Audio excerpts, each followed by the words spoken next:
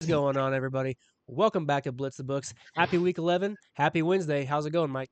Happy Hump Day, Wade. I feel like a NASCAR pit crew chief with these big headphones on, but I'm trying something a little new here. But yeah, ready to roll, man. Excited. Always happy to talk college football. Season's flying by. I can't believe it. I think after this week, what do we only have 3 more weeks of regular season college football? Is that right? I think that's right. Yeah, we were just looking at those After teams. I this believe most weekend, teams have 3 or 4 games left. yeah. So, Isn't that yeah, nuts? Holy smoke, man. Time flies when you're having fun, as they say. time flies, and college basketball has also started. So, you Yeah. know, now we got more There you sports go. going on, and it's keeping us busy here. So we started off to a nice 4-1 college basketball season here. So if you guys want, make sure to go follow us over on X. We'll be giving out some free plays for the next week and over the weekend. But let's jump right into college football week 11 here. Let's recap first. Week 10, we went on another profitable week. So, hope you guys have been tailing us. We are now officially 22-12, 65% overall. Mike swept both of his picks, cashing the first half on Florida +4 and Nebraska first half +3.5. I cashed the Oklahoma Tennessee over 55.5 play, but our two losers were the team totals that we took in the Penn State and Purdue game. We were talking about those over the weekend, man. One of those, the Penn State one was pretty brutal, giving a first Yeah. half Oh, touchdown there at the end of the at the end of the first half to really kill the play. Penn State did not score again after that, so that kind of did the nail in the coffin. Had they just held them at least to a field goal, I think we still would have held them within 10, but they allowed a touchdown there, and that moved us to 3-2 on the show for last week. But let's move to this week. We've got some pretty good matchups. Um, I'm going to start us off here since I'm giving out 3 plays, and I'm going to go with the Friday night matchup. It's a game we talked about a little bit off air here, and I'm going to go with UCF money line plus 105 over on ESPN. I believe that is still plus money on a couple books, but it is moving towards minus territory. So this is a tricky game. It's just I honestly the reason why I'm jumping on it is because I just feel like this is a pretty fishy line. Um, why is a 7-2 team that is 4-2 in conference going on the road at a 4-4 UCF team that is 1-4 in the conference, and it's basically a pick'em game? yep. I think most lines, most books in a normal week, you see Houston being right around minus 135, minus 140, minus 150. So this is just a little strange to me. Now we dig a little bit into the numbers here. We know UCF is a terrible team on the road, but they're pretty strong at home. Houston, on the other hand, has been pretty good on the road this year, and what we are looking at here is now they are, I believe, 4-0 on the road, and I think they are going to have their first road loss of the year. Last year, they went 1-5 on the road, so this is a complete turnaround of last year. Mike talked about off air; they have a very good head coach, Willie Fritz. He's really got them playing pretty well. I've really thought they were a fraud all year long until they went into Arizona State, one on the road. And then I was very surprised by your play on West Virginia. You faded Houston beautifully last week. And it's just this is going to be a play of really Friday night under the lights in Florida. I just think this is a bad spot for Houston going against a UCF team that's pretty strong on the defensive end. Their offense has a lot to work on, but their defense they're offering 4.8 opponent yards per play. Opponent points per play is 3.04. They are winning the opponent completion percentage, allowing 61% completions. And on third down, they are allowing opponents to convert only 31%. So I believe they're going to be able to get this Houston offense off of the field enough to keep this game close. I think this is going to be a pretty close game, and I would like a field goal at the end of the game for UCF to pull this out. It's hard to back this offense. Mike and I do believe the under in this game might be a good look as both defenses look to be pretty strong. Houston definitely has the better offense, but with them traveling after that loss to West Virginia, I think this just could be their first road loss. They have lost both of their games. They've lost at home. I just don't see this team going undefeated on the road this year, and they do go to Baylor as their last game on the road. I think they're going to destroy Baylor in that game. So yeah, let's ride this smelly line with Yeah. UCF currently at plus money, man. Yeah, I'm with you, Wade. Something stinks right here with the line. And I actually made this, I think, wrong team's favorite. I made this UCF minus 2.5 here. Um, We talk about a little bit about dream crusher losses. That loss last week to the Mountaineers really gutted this Houston team, giving them two losses. In the Big 12, they're really on the outside looking in as far as the conference title race. Now, Willie Fritz ain't gonna let them quit, but I'm like you, man. A tough travel spot Friday night. They call this place the bounce house because it gets rowdy down there in Central Florida. There's 50,000 students at that university. That's the largest university in the state of Florida. A lot of people don't know that, but yeah, I like Central Florida quite a bit here. I mean, it is tough handicap on paper, but the spot definitely favors the Knights here. I like Scott Frost as a coach as well, so I think him versus Willie Fritz, not really an edge either way in the coaching department. But like we've talked off air, this Knights defense is legit. I think they can put just enough pressure on Connor Wigman, make him uncomfortable. They rank a solid 41st in sack rate. That Houston O-line's kind of struggled to protect Wigman this year, 84th in sack rate allowed. So that's a feather in your cap there for this nice little plus money play you got. Shameless plug for Wade's VIP service over in the Discord, Top Flight Wagers. Check him out. He released this early at plus 105. I think it's best you can get now is plus 100, I think. So there you go. 5 cents of value. I mean, his service pays for itself. Of course, Yeah. with season, you're going to get that CLV. CLV is the key to winning long term. I don't care what anybody says. It does matter. So yeah, I'm with you, man. I like this one. I didn't bet it, but I definitely leaned that way. It definitely caught my eye. Yeah, this is a tough one. Maybe one we could lean off of, but I like the Friday spot. I wanted to give out a Friday play on the show this Same. week, I and like it. UCF at home. I just think they're poised to not go 1-5 in the conference here. I think that would be pretty shocking after last season. So, what is your best bet, man? Yeah, best bet. I got to stick in the SEC, right? It's been good to me. I'm a Southern boy at heart. I've never left the Southern states of America, as we call it down here. I'm going to go with the Mississippi State Bulldogs plus 4.5 in the first half. Okay. Might as well stick with the first half tradition. It worked twice last week. Let's keep it rolling. I think we're 3-0 on first half wagers this season. So hey, let's not lose one now, big way. Let's keep it going. Best juice on that minus 109 at Bet Rivers. Man, oh man, talk about a sandwich spot for the Georgia Bulldogs. We talked last week. Georgia has covered in the first half just once out of their last 16 games. Kirby Smart, again, loves to slow play each type of game like a heavyweight fight. He likes to wait till the second half before he really opens up the playbook. Tough back to back road spot here. I know it was technically neutral last week against Florida there in Jacksonville. That's still a road spot in my book. Tough back to back road spot. A 11 a.m. kick in Starkville, Mississippi, with all those annoying cowbells just going nuts. Tough spot here for the Georgia Bulldogs. I'm thinking I'm gonna call this the Bulldogs Bowl since it's Bulldogs versus Bulldogs. Flip side, Mississippi State has been in every game this season. They are a freaking 8-1 against the spread this year overall. Blake Shapin's playing some good ball at the quarterback position for them. I do kind of feel sorry for them. They've lost some really close games. They give away that game against Texas where they had the big lead. They lost a close one a couple weeks ago against Florida. They were able to beat Arkansas last week, so that helped them a little bit. But yeah, I just think this is a good spot to jump on Mississippi State here in the first half. I like it quite a bit more than I do full game because Georgia has a reputation for waking up in the second half. They're not doing it as much this year as they had in years past. They're not quite as dominant.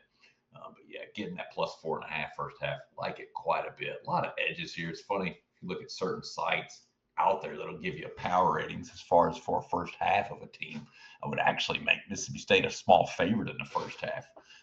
So yeah, getting this plus 4.5, I like it.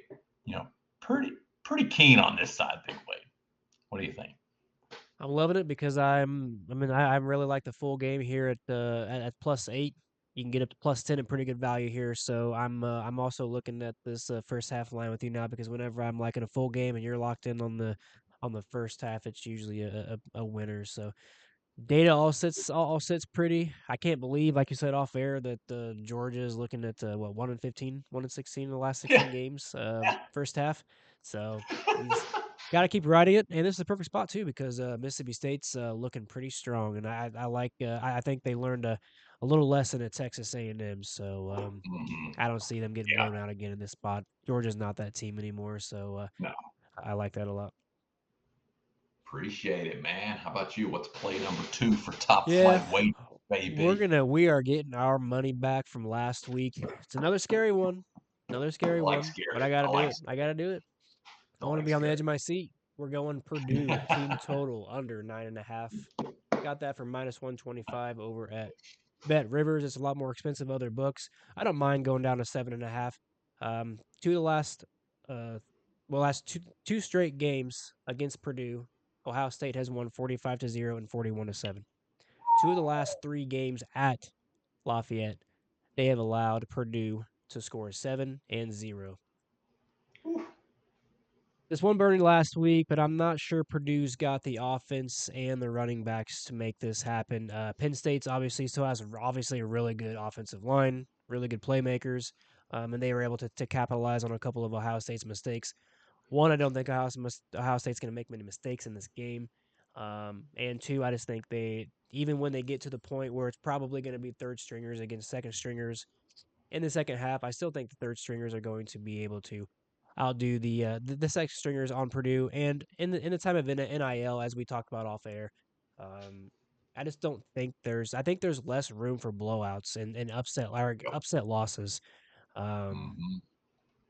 we see as we talked about, Lafayette has been a tricky place Hmm. for Ohio Hmm. State to go to. They have struggled when they've went to Lafayette. Actually, I believe three of the last five games where Ohio State has traveled to play Purdue, they have lost. I just don't see that happening here with the NIL. Their discrepancy between talent is just too big here. We got to go Ohio State to, if not shut them out. I think they're going to allow somewhere in the ballpark of 7-3. So I'm going to take a generous price at 9 just in case something weird happens. Maybe Purdue does score a touchdown, but then their field goal kicker misses a field goal, and then There we they go. kick some random field goal during the game, and they got 9 points. So um, Hmm. randomly looking over here at team rankings, it's kind of made it funny. Team rankings has this game projected 38.5 to 9. So they also believe Purdue is going to stay under this 9 mark. Look, Ohio State's defense is just too good. They allow 3.6 yards per play. They allow 0.129 opponent's yards per play. I did not look at what they allow for the entire season. For that Penn State game, they allowed 5.9 points per game. I'm assuming it's still under that 9 points per game. Oh yeah, So yeah, it is 7.9. yeah, Yeah, there you go. So there you go. maybe Purdue will get 7. They're starting to. I think that program is starting to turn around, but I don't think they're going to score many points on Ohio State. Yeah, I don't see it either, Big Wade. I Just don't that really was have a just an lot of unlucky. data in this game. This is just a Yeah, straightforward. Ohio State's going to go into yeah. Lafayette and they're going to destroy them here. So It was an unlucky loss last week on this type of team total. I think we get it right this week. I mean, Buckeyes first in the nation yards per play allowed, third in yards per pass allowed, sixth in yards per rush allowed. I mean, how's Purdue going to move the ball? I don't see it. I mean, yeah, it's just weird. I can see Purdue just kicking a couple field goals and that's it. Probably not finding the end zone here. yeah, I So, think we look back 5 of the last 11. So it's like a 50-50 chance that this hits mhm.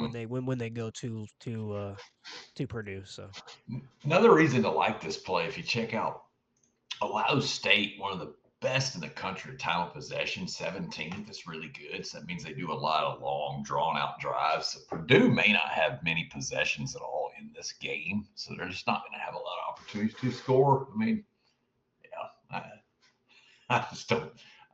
I'm kind of surprised that he was able to find it. 9.5. I think is a good number. That's not bad at all there because yeah, that no, even covers you if they kick 3 field goals. You're still correct. good. So, Correct. I Yeah. like it. No, that's why I grabbed that. But I do think down to 7.5 is a pretty good number. Just not much data around that pick. That's literally just Mm. me looking at the matchup. I know what Team Ohio State's totals are done this hard. year. So yeah, we are actually for the whole season we haven't taken very many. We're 2-2. We're 2-0 in the SEC. We are 0-2 in the Big Ten. So we're gonna get this one right, and then we're gonna stop with our team totals. And we'll be profitable on the year. So let's cash There you this go. one, and let's move to your next play. Yeah, I'm gonna do something I don't normally do. I'm gonna go to a game I usually would not care anything about, but the spot just grabbed my eye and I'm on it. I'm going UConn plus 6.5 in the first half. Best juice out there's minus 112 at FanDuel. UConn hosting Duke. Now, what did Duke do last week? They won 46-45 in a barn burner against Clemson. First time they beat Clemson in a very long time, thanks to a gutsy 2-point conversion attempt right at the end of the game. It was crazy. Talk about a huge emotional win there for the Blue Devils. Now they're going to hit the highway for a back-to-back roadie spot against UConn. It's a horrific spot because it's sandwiched between the big Clemson win and a gigantic game next week with number 12 Virginia waiting on deck. Bottom line is, I don't see why Duke would really care about this game. It affects their future zero if they lose it. It's a non-conference game. They're not going anywhere nationally because they have 3 losses, but they can still get an ACC title game. And this game doesn't even affect that. So I guess the only thing that scares me here, Big Wade, would be UConn's cupcake schedule so far. But man, oh man, you still got to respect the fact Huskies are 6-3. They're not just a terrible football team here. And getting to host an ACC foe at home, this game means a lot more to UConn than it does to Duke. Yeah, and their offense is no joke. They've put up 34 points per game, ranks 22nd nationally in yards per play. So I like the Huskies here in the first half, getting almost a touchdown. Really, it's just a spot play, my friend. Duke has more firepower, but the spot just screams UConn, and I can't get it out of my head, so I had to bet it.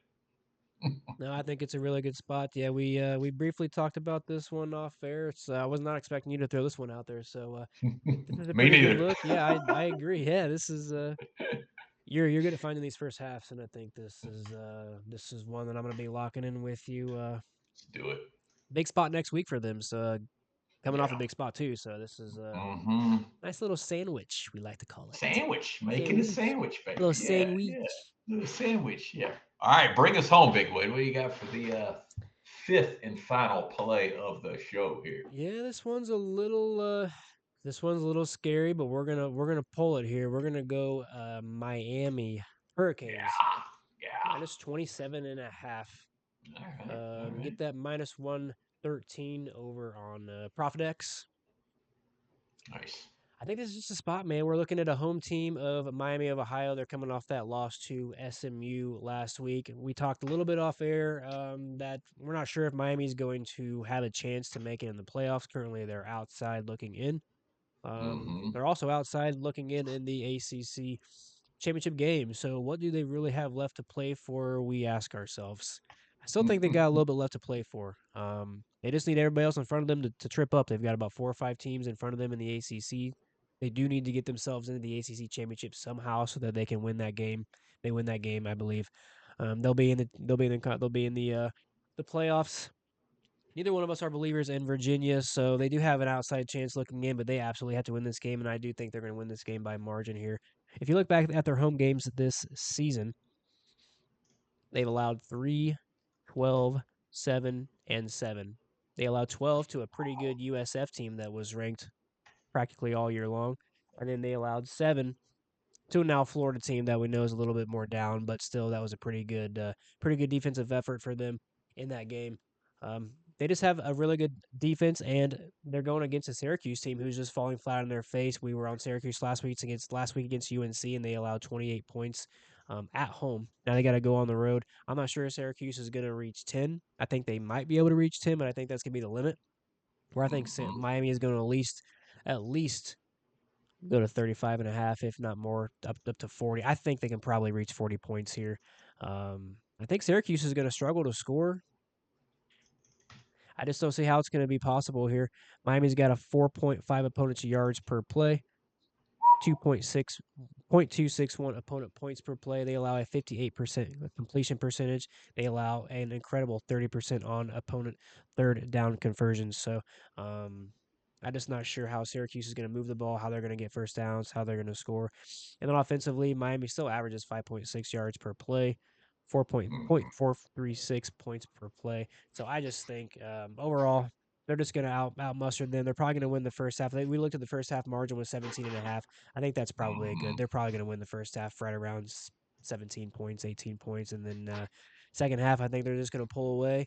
I think they'll probably win this game by at least 35 points. So I think the 27-28 is a pretty good line here. Miami has a red zone scoring efficiency of 92.59 on offense, and their defense sits at 87%. So even if Syracuse does reach the red zone, I think they'll be able to hold them to field goals. I just really don't think Syracuse is going to find the end zone here. So Yeah, I typically don't like to lay big numbers like yeah, this, no, but I love that Big Wade is fearless. You gotta love the man's revenge chutzpah spot too. here. I didn't mention they It lost to is, yeah, Syracuse last yeah. year. Yeah, exactly. And I think that stuff matters. I know it doesn't matter as much here in the NIL portal era, but I still think it matters. You got a lot of these Miami kids that were around for that, especially like running back Mark Fletcher Jr. And Beck. I know Carson Beck gets a lot of flack. I still think he's a very good quarterback, and he's going to be pissed off for greatness. He threw a couple just awful picks last week against SMU. He's going to want to bounce back, and what better way to bounce back than to play a terrible Syracuse secondary that's just awful. He should score. He should throw for 5 touchdowns in this one and just boat race this team, much like they did Stanford a couple weeks ago, where they won by I think 31. Yeah, 42-7 in that 30. game, I Yeah, believe. So 35. Yeah, there you go. yeah, Exactly. I think Exactly. it's So I gonna be could definitely see that similar score. yeah, Probably yeah. it's probably good. Yeah, definitely don't hate it just because I don't. I'm like you. I don't know how Syracuse scored. We saw them. They struggled to score against North Carolina last week. What are they going to do here against a much better defense, in Miami? So Yeah, we looked at some other options, trying to find some other angles in that game. We were looking at Syracuse's team total is 7.5. Over 7.5 is plus 110. So the books are already telling us that they don't yeah, believe they're going to score yeah, more than seven exactly. points. So There you go. I say let's not get in a habit of taking these big spreads, but I Mm, think this is one maybe that we can look at. I think the talent discrepancy here is just too wide. Miami does have the revenge yeah, spot, and if they want to make any kind of good things happen with playoff hopes. They have to destroy this team. They have to win by margin. They have to beat no every team doubt. that they can by 30 Hmm. points. And they just have to really Absolutely. show out. And I think that starts with the defense. And we did talk about this is a pretty low total, correct? Yeah, I was shocked at the total. What was it? I think it was like 45 and a half. Is that what it Yeah. So was? if they Something like allow that. Syracuse to reach Yeah. 7, Yeah. um, they don't Yeah. have much wiggle room there for the spread to No. cash. So this is a pretty tight one, but I think we can get there. So let's cash this one. Let's go through a quick rundown and let's get out of here. I gave out UCF money line plus Woohoo. 105. Mike gave out Mississippi State first half plus 4.5 minus 109. I gave out Purdue team total under 9.5 minus 125. Mike gave out UConn first half plus 6.5 minus 112 against Duke. And then we are going to ride the Miami Hurricanes to beat Woohoo. Syracuse by 27.5. Got that minus 119 over I on like it. PopDax. I think I said minus 113 earlier. It's minus 119. Let's sweep the board here. I know last week we talked about sweeping. This week we are gonna sweep.